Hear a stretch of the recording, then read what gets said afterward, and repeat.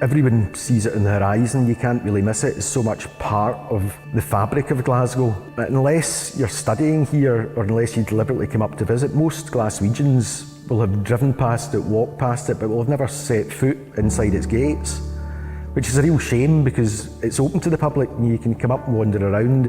But the sheer scale of the architecture at Glasgow University, it makes you feel very, very small. I mean, you literally feel like one of the borrowers walking about in some of the great halls.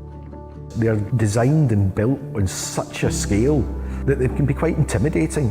But they're not actually, they're very friendly spaces. They're nice spaces to be in. Even though they're built on a superhuman scale, they're still human spaces. They're warm, they're beautifully designed, built with absolutely no expense spared. What many folk don't realise is that Glasgow University didn't start life in the West End. Founded in 1451, it originally began up beside the cathedral. And then in 1460, it was granted land just on the east side of the High Street in Glasgow. And that's where the university was for 400 years, right in the centre of historic Glasgow.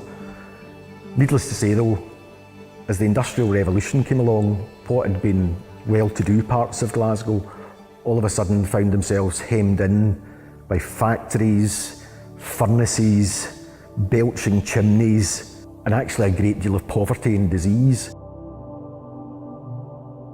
But it was the 1860s before they found this site. There was no smog, there was no smoke.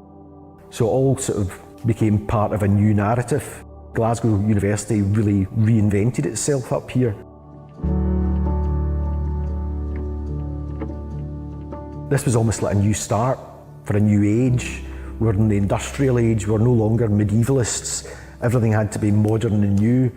But remarkably, the architect, Gilbert Scott, looked back to the Gothic for his design. And that wasn't something that went down particularly well with some folk in Glasgow. Alexander Greek Thomson, who would probably have built a Greek revival building, he was absolutely horrified by the mock Gothic building.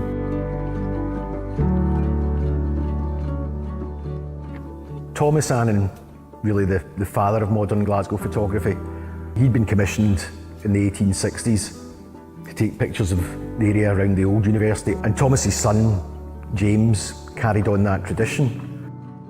So when Glasgow University Tower was built, James took one look at it and presumably thought, that's the tallest tripod in Glasgow.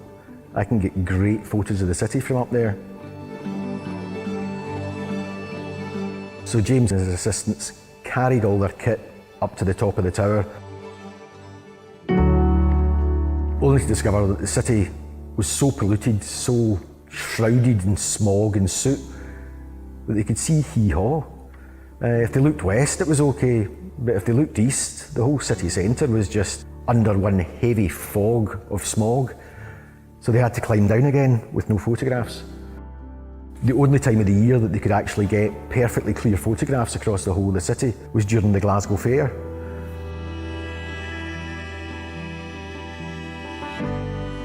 So on the 19th of July 1905, they went back up the tower, and here was the city revealed.